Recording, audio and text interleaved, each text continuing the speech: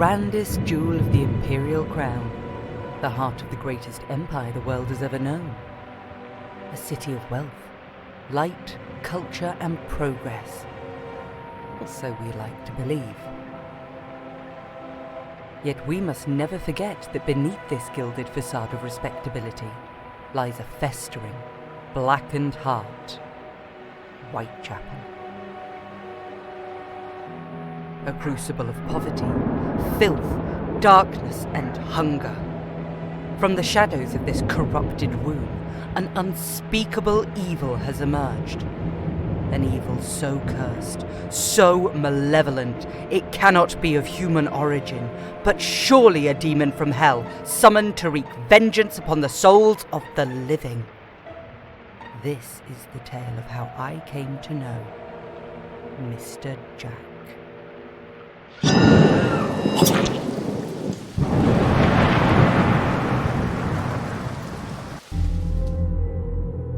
Death is nothing out of the ordinary in the East End. Murders and manslaughters happen from time to time. But when I read about the death of Mary Nichols, I knew something entirely different was at play. The abdomen had been ripped apart and the bowels were protruding. The abdominal wall, the whole length of the body, had been cut open. Dr. Llewellyn told me that she was ripped open just as you see a dead calf at the butcher's. By Jove! Who could do such a thing to another human being? A monster. The kind Mr. Holmes and I used to hunt. If he's one of those monsters, he won't stop here. He'll kill again. Those are exactly Dr. Llewellyn's thoughts. I'll find him. Sheila, you could put yourself in grave danger. If my leg hadn't worsened over these past few years, Don't worry, Father. You've taught me everything you know. I've studied all your cases with Mr. Holmes. I'm ready for this. But a young lass like you, walking alone in Whitechapel at night? What if I wasn't a lonely lady, but a young gentleman in search of some company?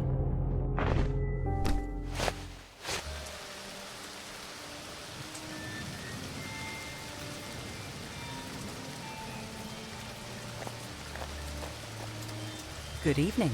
Good evening to you, sir. Do you care for some fresh flowers? Only a penny apiece. These are lilies. Quite lovely. Yes, I'll take one, please. If you're looking for something else, sir, I can take a little break. Do you mean? A young, handsome man like you, sir. I'd see you right for only 5 shillings. No. No, thank you. A pity, sir. Perhaps we can start with introductions. What's your name? Emily Holland, sir. I'm Sherlock.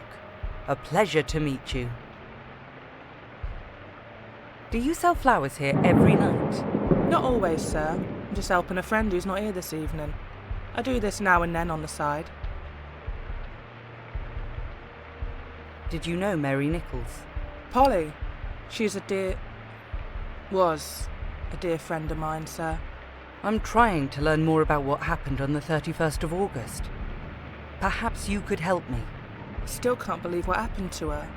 We used to share a room at the lodging house on Frill Street. She was like a sister to me. I'm so sorry for your loss. I spoke to her that very night on Osborne Street. She said she had her lodging money 3 times over that day, but spent it all on drink. Was that the last time you saw her? Yeah, we spoke for about 10 minutes and parted ways. I didn't have any money to spare for her. If only she'd come back with me, maybe she'd still be alive. Don't blame yourself. The fault lies with the monster who killed her. I won't rest until he's behind bars. Thank you, sir. You're the kindest person I've ever met. Do you know why she might have been on Bucks Row so late at night? Well, she was likely looking for clients. She said with her new bonnet she'd have no trouble finding one and getting her DOS money. It was a birthday gift from me and the girls. It sounds like Polly had other friends who might know something. Who were they? Well, there's Mary Kelly. I reckon you might find her at the Bell right now. And Annie Chapman. She's supposed to be selling the flowers tonight, but she hasn't shown up yet, so I'm covering for her. See you later. Good evening, officer. Good evening to you, sir. How may I assist you this night? Am I correct in assuming you're stationed at Bishopsgate Police Station? You are indeed correct, sir. All is well around these parts, I trust? As usual, sir. It's been a quiet night thus far.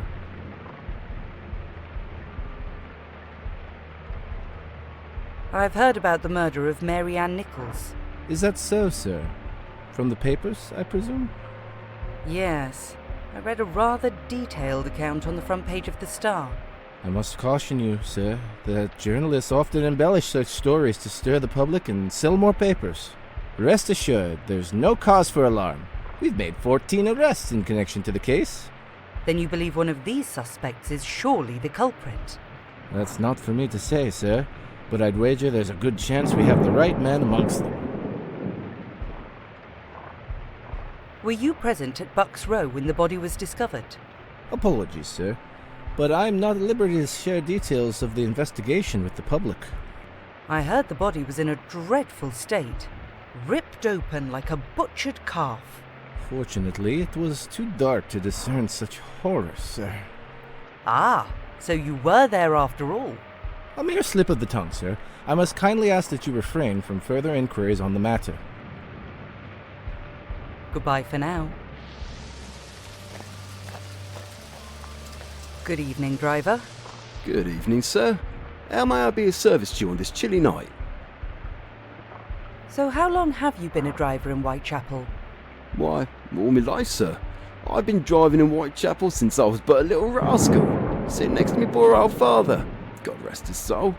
You must have witnessed your fair share of curious events then? I keeps to myself most of the time, sir. Minding my own business. That's what old Charles does. Like me Bessie, I keep my eyes on the road. Have you heard of the murder of Mary Nichols? Blimey. I think I heard that name just recently. Wasn't she the poor lass who got killed a few days ago? Nasty business, that. Did you know her? No, sir.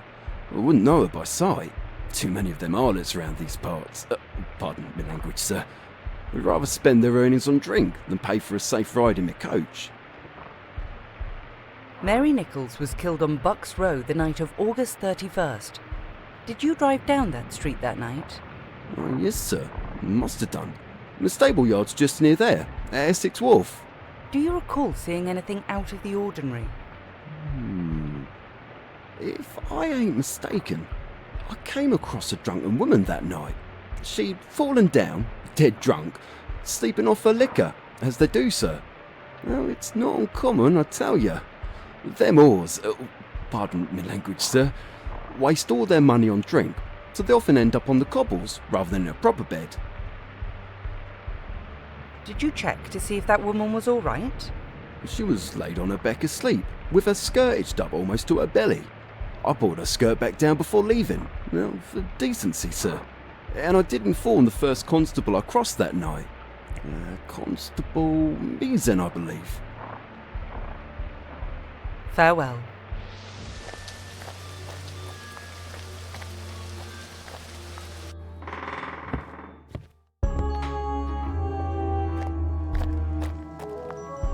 Good evening.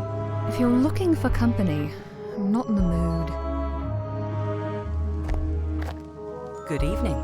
Evening, sir. What'll it be? What's your poison? Nothing for now. I just have a few questions, if you don't mind. Busy night. Aye, it is. On a dreadful night like this, folks come in for a bit of refuge. Either to drown their sorrows with a pint or to find some warmth of the humankind, if you catch my drift. Did you know Mary Ann Nichols? Aye, that I did. She used to come round here often. She'll be sorely missed. So you recall if she spoke with anyone the last time you saw her? She came in looking for one of her girlfriends, though I can't rightly remember which one. Do you know why Mary Ann went to Bucks Row that night? I wouldn't know about that. She may have been there looking for clients, perhaps. So you think she was working then? Most likely. She wasn't one to waste time when she needed her DOS money. Do you recall how much Mary Ann drank that night? Oh, that I do. She's always was, a hard drinker. But that night, she nearly drained me barrels dry. She was dancing, singing, making quite the ruckus. How did she manage to pay for all those drinks? One of the patrons gave her money, said it was for her flowers. She sold the whole lot that night. Do you remember who it was? Aye, that fella over there, Aaron Kosminski. He's the local butcher. Good customer of hers. Not always for flowers, if you take my meaning. Do you know Mary Kelly? Aye, she's sitting over there. Been drinking all night, poor lass. She might fancy the company of a young gent like yourself. Do you know Annie Chapman?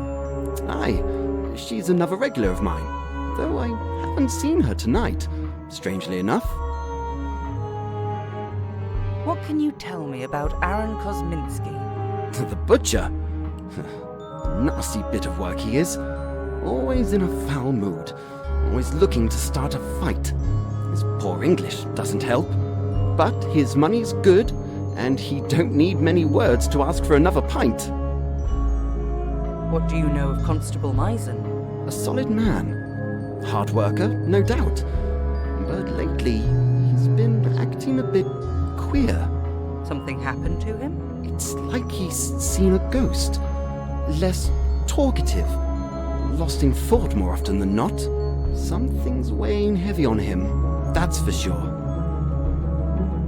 Goodbye for now. Good evening. Good evening to you too, I suppose. Enjoying yourself? Drunk for a penny, dead drunk for 2 pence. I'm working on it. Do you know what happened to Mary Ann Nichols? Who's that? The Duchess of Marlborough. Do you know Mary Kelly? Every woman's the same under the sheets, ain't she? Do you know Annie Chapman? When the candle's out, they all look the same, don't they? Do you know Constable Misen? That sort of arrested me once for disturbing the public peace. He said, "Bah humbug." See you later. Good evening. What you want? Peace off. No need to be harsh. I just want a little chit-chat. Maybe share a drink. I want to be alone. Don't need company of a fancy Dan like you. Do you know what happened to Mary Ann Nichols? None of your business. Peace off. Do you know Mary Kelly? She over there. Go bother her. Leave me in peace. Do you know Annie Chapman? Do you? You know where she is? Actually, no. I'm looking for her. Let me know if you find her. What can you tell me about Constable Misen? All bobbies look the same. Were you in Bucks Row on the night of the 31st of August? None of your business. Is that a daffodil? Where did you get it? Woman outside selling. Go get one. She sells lilies, not daffodils. Whatever. Must be last one. Farewell. You're Mary Kelly, right? I need to talk with you. I'll tell you what. Offer me a pint of the best ale here, and I'll talk to you for a while. Deal? Fair enough. Good evening. Good evening to you too, I suppose. What's the best ale I can get here? That'd be the Dark Evergreen. But the mixer guards it like a dragon guards treasure. won't pour you a pint unless you ask. Mind you, limited supply. The bugger won't let me have more than one mug a night either. See you later. Good evening. Evening, sir. What'll it be? What's your poison?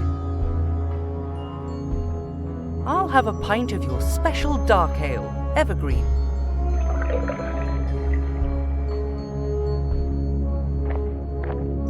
Oh, now this is what I was talking about. Please, have a seat. When our eyes were bright, we walked blind into the night. Now we fight for a place to close our eyes. When the last breath comes, we know that our fight is done, and no one will remember when we're gone. Where the rains oft stay, where the lights all fade away, and the fog drains the color from the sky.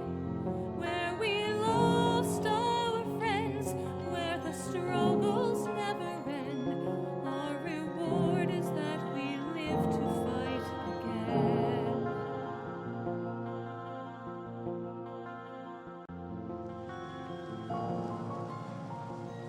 Is everything all right? What a question. Nothing is right. Where do I even begin? Why did I leave Limerick? Why did I come to this accursed place? London, a great cesspool into which I was irresistibly drained, with a head full of dreams and an empty purse. And did you find your fortune here? Not in the least. Full of admirers, all talk and no action. They promise eternal love, but when I've served their purpose, they cast me back to the streets. I'm sorry to hear that. Yes, I believe you truly are. I can tell by your voice, you're different. I'm trying to find out what happened to Mary Ann Nichols. Why? Beg your pardon? Why do you want to know? Why do you care? I never saw you around here, and Polly never spoke of a friend or client like yourself. Correct. I don't know her personally. I just can't stand the thought of what happened to her. I can't, in good conscience, carry on with my life knowing that a monster may still be at large, free to roam the streets of my city. So righteous. So you're doing this to uphold your sense of justice? Not to prevent the death of other innocents? I never said that. I'm sorry. I'm taking the piss. Oh, don't be sorry. You're right. My first thought was a selfish one. I'm doing this because I need to prove to myself that I can do this. It's all right, love. We're all selfish here. Survivors. Just trying to get by despite everything and everyone. But if you can fulfill your dream and help others in the process, isn't that a dream worth living for? Yes, I suppose it is. Anyway, I wish I could help you, but I don't know much about Polly's death, other than what I've read in the newspapers.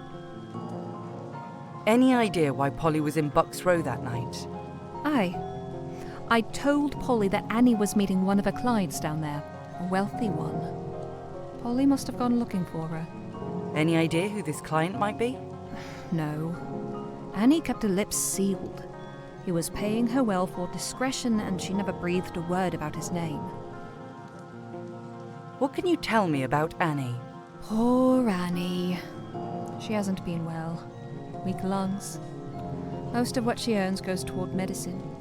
We try to look out for each other when we can, but it's no easy thing, love.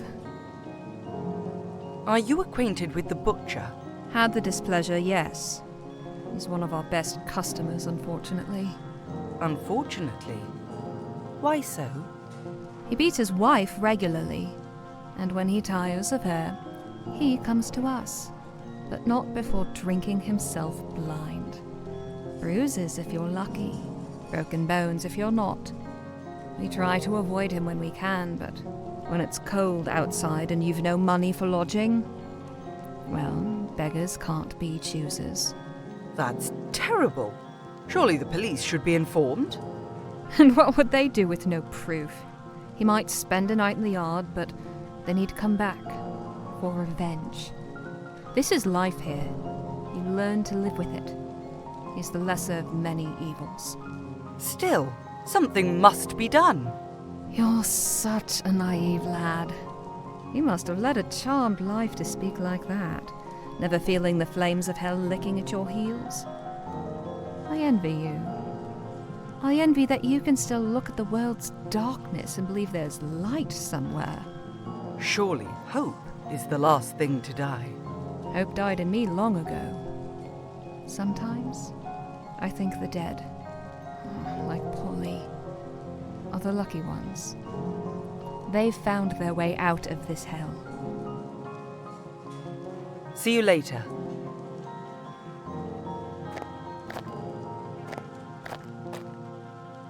Good evening. What you want? Peace off. I know you like to beat up women, you scum. Aye, and I don't mind beating up cunt like you too. Go away, or I kill you.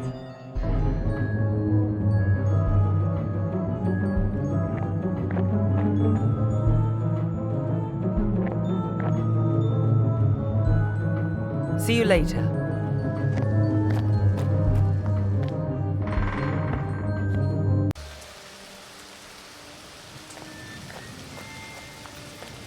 Good evening. Do you think she was drunk that night? Very likely, sir. She staggered against a wall when she left me. I was surprised she was still walking straight, considering how much she'd had to drink that day. I met someone who claimed to have bought a daffodil from you this evening. Oh no, sir, it's impossible. Not tonight. In fact, Annie was meant to bring the daffodils for sale this evening. Only hope she arrives before I run out of lilies. See you later.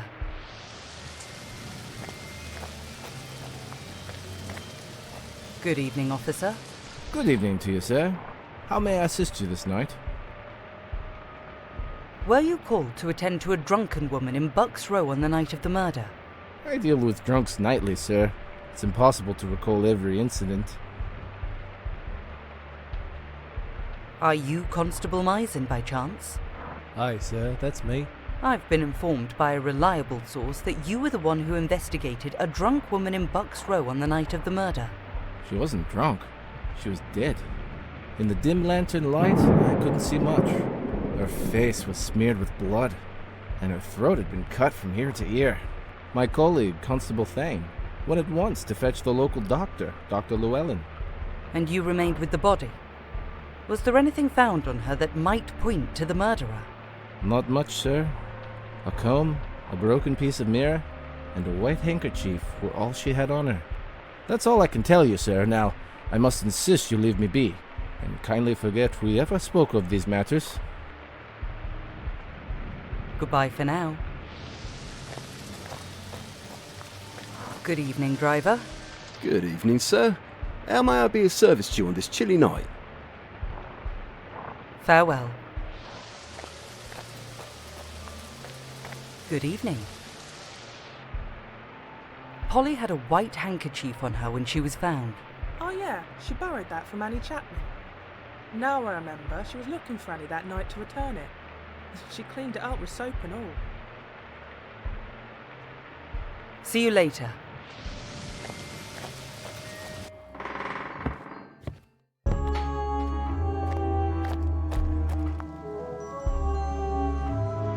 From what I've gathered, Polly was trying to return a white handkerchief she borrowed from Annie. The police found it on her after she was killed, so I assume the two never met that night. That would be wrong. Annie told me she saw her on Bucks Row. Annie was on her way back from meeting her client when she saw Polly wearing that new bonnet, walking off with the man. She didn't disturb them and just went home. That man might be the murderer, or at least a witness. Did Annie say what he looked like? No, she didn't give me details. You'll have to ask her yourself. She's not around tonight. Any idea where I could find her? Try her lodging house, number 35 Dorset Street. What does she look like? About 5 feet tall, dark brown hair, large thick nose. Thank you, Mary. You've been invaluable.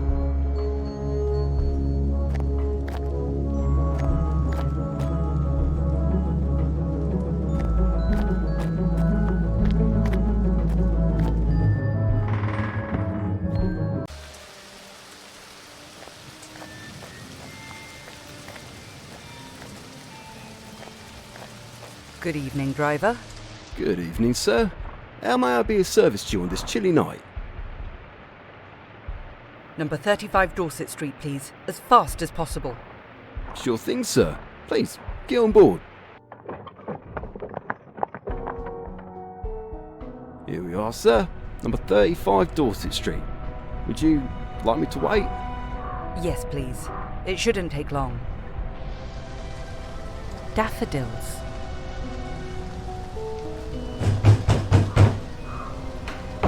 Yes? Good evening. I'm looking for an Annie Chapman. Is she housed here? Not anymore. Very bloody Bob shows me. I told her I'm not the damn Salvation Army. If she wants to stay here, she needs to show me the money. I really need to talk to her. Do you have any idea where she was heading? She said she's going down to Hanbury Street to see one of her clients. Try and collect me money. If you see her, tell her not to show her face here again until she can afford to. Hanbury Street, please. Get on board, sir. Here we are, sir.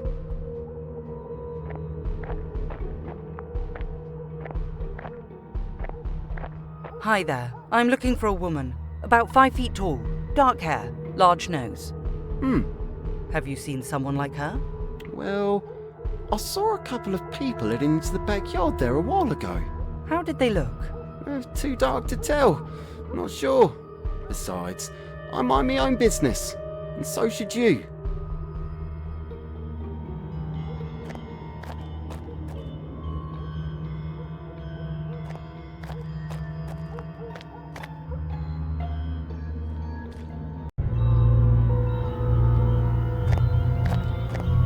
No traces of blood.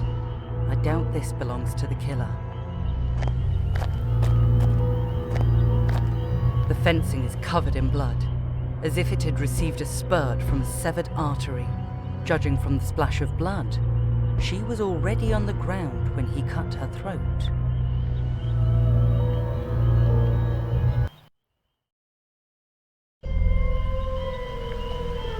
An enormous gash, cut from left to right, so broad and so deep as almost to have severed the connection with the body. The intestines, the viscera and the heart have been removed and carefully arranged on the side. She has been mutilated in a frightful but precise manner. It looks like part of her womb has been removed. A ring is missing from her finger, pulled with force.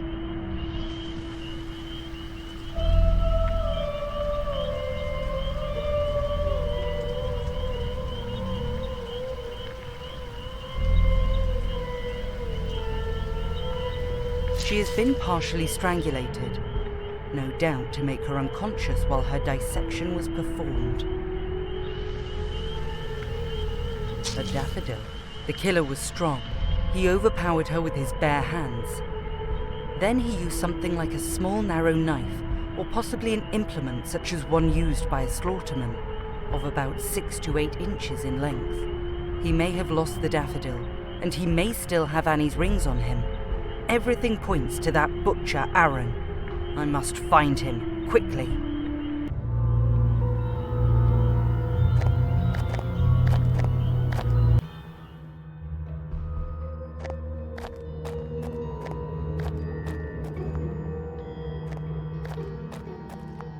Oi, you! Please go and find a constable. A woman was murdered.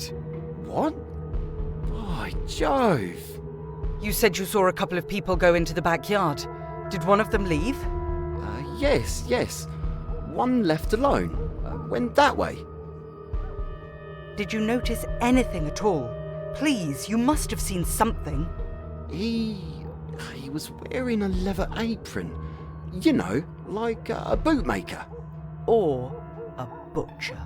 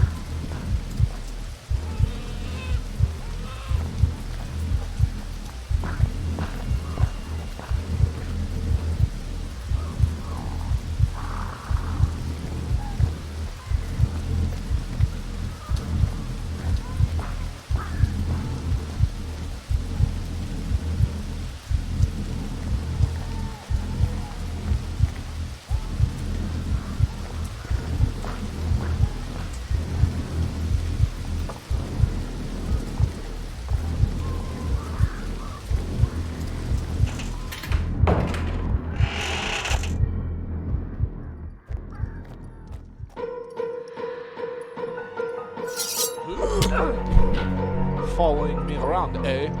Think you're clever, do you? I'll teach you a lesson, I will. I'll cut you open like a pig.